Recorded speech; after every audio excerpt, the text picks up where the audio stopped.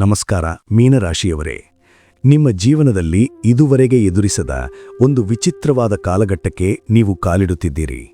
ಜ್ಯೋತಿಷ್ಯ ಶಾಸ್ತ್ರದಲ್ಲಿ ಸಾಡೆ ಸಾತಿಯ ಎರಡನೇ ಹಂತ ಅಥವಾ ಮಧ್ಯಭಾಗವನ್ನು ಜನ್ಮಶನಿ ಅತ್ಯಂತ ಕಠಿಣವೆಂದು ಪರಿಗಣಿಸಲಾಗುತ್ತದೆ. ಕಳೆದ 2 ವರ್ಷಗಳಿಂದ ನೀವು ಅನುಭವಿಸುತ್ತಿದ್ದ ಕಷ್ಟಗಳು ಕೇವಲ ಒಂದು ಟ್ರೈಲರ್ ಅಷ್ಟೇ. ಅಸಲಿ ಸಿನಿಮಾ ಈಗ ಶುರುವಾಗುತ್ತಿದೆ. ಶನಿದೇವನು ನಿಮ್ಮ ರಾಶಿಯಲ್ಲೇ ಬಂದು ಕುಳಿತಿದ್ದಾನೆ. ಇದರ ಅರ್ಥವೇನು? ನಿಮ್ಮ ಬುದ್ಧಿ, ನಿಮ್ಮ ನಿರ್ಧಾರಗಳು ಮತ್ತು ನಿಮ್ಮ ಅಸ್ತಿತ್ವವನ್ನೇ ಶನಿ ಈಗ ಪರೀಕ್ಷಿಸಲಿದ್ದಾನೆ. ಮೀನರಾಶಿಯವರೇ, ಹೆದರಬೇಡಿ, ಆದರೆ ಜಾಗರೂಕರಾಗಿರಿ.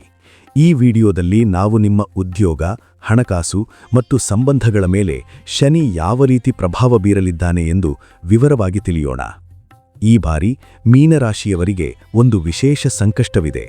ಒಂದು ಕಡೆ ಸಾಡೆ ಸಾತಿಯ ಮಧ್ಯಭಾಗ ಶನಿ, ಇನ್ನೊಂದು ಕಡೆ ನಿಮ್ಮ ರಾಶಿಯಲ್ಲೇ ಇರುವ ರಾಹು.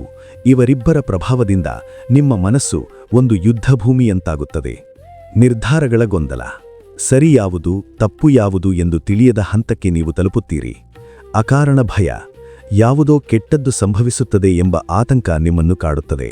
ಒಂಟಿತನ, ಸುತ್ತಲೂ 1000 ಜನರಿದ್ದರೂ ನೀವು ಒಂಟಿ ಎಂದು ನಿಮಗನ್ನಿಸುತ್ತದೆ. ಇದು ಶನಿಯ ಗುಣ. ನಿಮ್ಮನ್ನು ನೀವು ಕಂಡುಕೊಳ್ಳಲು ಅವನು ನಿಮ್ಮನ್ನು ಪ್ರಪಂಚದಿಂದ ಬೇರ್ಪಡಿಸುತ್ತಾನೆ. ವೃತ್ತಿ ಬದುಕು, ನಿಮ್ಮ ತಾಳ್ಮೆಯ ಅಂತಿಮ ಪರೀಕ್ಷೆ.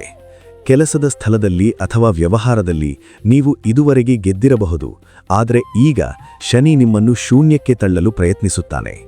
ಕೆಲಸದಲ್ಲಿ ಅತೃಪ್ತಿ, ಈ ಕೆಲಸ ಸಾಕು, ನಾನು ರಿಸೈನ್ ಮಾಡುತ್ತೇನೆ ಎಂಬ ಯೋಚನೆ ಪದೇ ಪದೇ ಬರುತ್ತದೆ. ಆದರೆ ನೆನಪಿಡಿ, ಈ ಸಮಯದಲ್ಲಿ ಕೆಲಸ ಬಿಟ್ಟರೆ ಹೊಸ ಕೆಲಸ ಸಿಗುವುದು ಬಹಳ ಕಷ್ಟ. ಅವಮಾನ, ನೀವು ಮಾಡದ ತಪ್ಪಿಗೆ ನೀವು ಶಿಕ್ಷೆ ಅನುಭವಿಸಬೇಕಾಗಬಹುದು, ಅಥವಾ ನಿಮ್ಮ ಕೆಳಗೆ ಕೆಲಸ ಮಾಡುವವರಿಂದಲೇ ನಿಮಗೆ ತೊಂದರೆ ಉಂಟಾಗಬಹುದು. ವ್ಯವಹಾರ, ಹೊಸದಾಗಿ ದೊಡ್ಡ ಮೊತ್ತದ ಹೂಡಿಕೆ ಮಾಡಲು ಹೋಗಬೇಡಿ. ಈಗ ಇರುವ ವ್ಯವಹಾರವನ್ನು ಉಳಿಸಿಕೊಳ್ಳುವುದೇ ದೊಡ್ಡ ಸಾಧನೆ. ಆರ್ಥಿಕ ಸ್ಥಿತಿ, ಕೈ ಸೋರುವ ಹಣ. ಮಧ್ಯಭಾಗದ ಸಾಡೆ ಸಾತಿಯಲ್ಲಿ ಹಣದ ಹರಿವಿದ್ದರೂ ನೆಮ್ಮದಿ ಇರುವುದಿಲ್ಲ. ಅನಿರೀಕ್ಷಿತ ಖರ್ಚು, ಒಂದು ಕಡೆ ಹಣ ಬಂದರೆ ಇನ್ನೊಂದು ಕಡೆ ಅನಾರೋಗ್ಯ ಅಥವಾ ಹಳೆಯ ಸಾಲಗಳ ರೂಪದಲ್ಲಿ ಹಣ ಹೊರಹೋಗುತ್ತದೆ. ಸಾಲ ನೀಡಬೇಡಿ. ಈ ಅವಧಿಯಲ್ಲಿ ನೀವು ಯಾರಿಗಾದರೂ ಹಣ ನೀಡಿದರೆ ಅದು ವಾಪಸ್ಸು ಬರುವ ಸಾಧ್ಯತೆ ಶೂನ್ಯ. ಯಾರಿಗೂ ಜಾಮೀನು ಅಥವಾ ಗ್ಯಾರಂಟಿ ಸಹಿ ಹಾಕಬೇಡಿ. ಆಸ್ತಿ ವಿಚಾರ, ಆಸ್ತಿ ಖರೀದಿ ಅಥವಾ ಮಾರಾಟದಲ್ಲಿ ಮೋಸ ಹೋಗುವ ಸಾಧ್ಯತೆಯಿದೆ. ಪ್ರತಿಯೊಂದು ಕಾಗದ ಪತ್ರವನ್ನು 10 ಬಾರಿ ಪರಿಶೀಲಿಸಿ. ಕುಟುಂಬ ಮತ್ತು ಸಂಬಂಧಗಳು, ದೂರವಾಗುವ ಪ್ರೀತಿಪಾತ್ರರು. ಶನಿ ನಿಮ್ಮ ರಾಶಿಯಲ್ಲಿದ್ದಾಗ ನಿಮ್ಮ ಮಾತು ಮತ್ತು ನಡವಳಿಕೆಯಲ್ಲಿ ಒರಟುತನ ಬರುತ್ತದೆ. ಜಗಳಗಳು, ನಿಮ್ಮ ಸಂಗಾತಿಯೊಂದಿಗೆ ಅಕಾರಣವಾಗಿ ಜಗಳವಾಗಬಹುದು. ಸಣ್ಣ ವಿಷಯ ದೊಡ್ಡದಾಗಿ ವಿಚ್ಛೇದನದವರೆಗೂ ಹೋಗಬಹುದು. ಇಲ್ಲಿ ಮೌನವೇ ನಿಮಗೆ ಮದ್ದು. ದೂರ, ಕೆಲಸದ ನಿಮಿತ್ತ ಅಥವಾ ಬೇರೆ ಕಾರಣಗಳಿಂದ ನೀವು ಕುಟುಂಬದಿಂದ ದೂರವಿರಬೇಕಾದ ಪರಿಸ್ಥಿತಿ ಬರಬಹುದು. ಮಕ್ಕಳ ಆತಂಕ, ಮಕ್ಕಳ ಶಿಕ್ಷಣ ಅಥವಾ ಆರೋಗ್ಯದ ಬಗ್ಗೆ ಚಿಂತೆ ನಿಮ್ಮನ್ನು ಕಾಡುತ್ತದೆ. ಆರೋಗ್ಯ, ಶನಿಯ ಎಚ್ಚರಿಕೆ. ಜನ್ಮ ಶನಿಯ ಪ್ರಭಾವದಿಂದ ದೈಹಿಕಕ್ಕಿಂತ ಮಾನಸಿಕ ಆರೋಗ್ಯ ಹೆಚ್ಚಾಗಿ ಹದಗೆಡುತ್ತದೆ.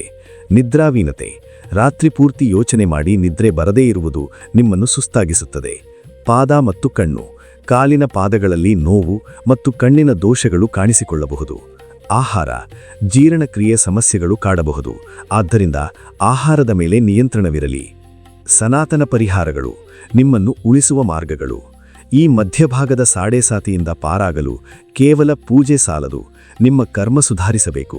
ಹನುಮಂತನ ಶರಣಾಗತಿ, ಮೀನರಾಶಿಯವರ ಪಾಲಿಗೆ ಈ ಹಂತದಲ್ಲಿ ಹನುಮಂತನೇ ಏಕೈಕ ರಕ್ಷಕ. ಪ್ರತಿದಿನ ಸುಂದರಕಾಂಡದ 1 ಅಧ್ಯಾಯ ಓದಿ ಅಥವಾ ಹನುಮಾನ್ ಚಾಲಿಸಾ ಪಠಿಸಿ. ಶನಿ ಪ್ರದೋಷ, ಪ್ರತಿ ಶನಿವಾರ ಶಿವನಿಗೆ ರುದ್ರಾಭಿಷೇಕ ಮಾಡಿಸಿ ಅಥವಾ ಶಿವನ ದೇವಸ್ಥಾನಕ್ಕೆ ಭೇಟಿ ನೀಡಿ. ಸೇವೆಯೇ ಶಕ್ತಿ, ಕುಷ್ಠರೋಗಿಗಳಿಗೆ ಅಥವಾ ಶಾರೀರಿಕವಾಗಿ ಅಶಕ್ತರಾದವರಿಗೆ ಸಹಾಯ ಮಾಡಿ. ಶನಿದೇವನು ಸೇವಾ ಮನೋಭಾವಕ್ಕೆ ಬೇಗ ಒಲಿಯುತ್ತಾನೆ.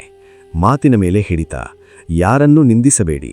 ಪ್ರಾಣಿಗಳಿಗೆ, ವಿಶೇಷವಾಗಿ ಕಪ್ಪು ನಾಯಿಗಳಿಗೆ ಅಥವಾ ಕಾಗೆಗಳಿಗೆ ಆಹಾರ ನೀಡಿ. ಕತ್ತಲೆಯ ನಂತರ ಸೂರ್ಯೋದಯ ಖಚಿತ.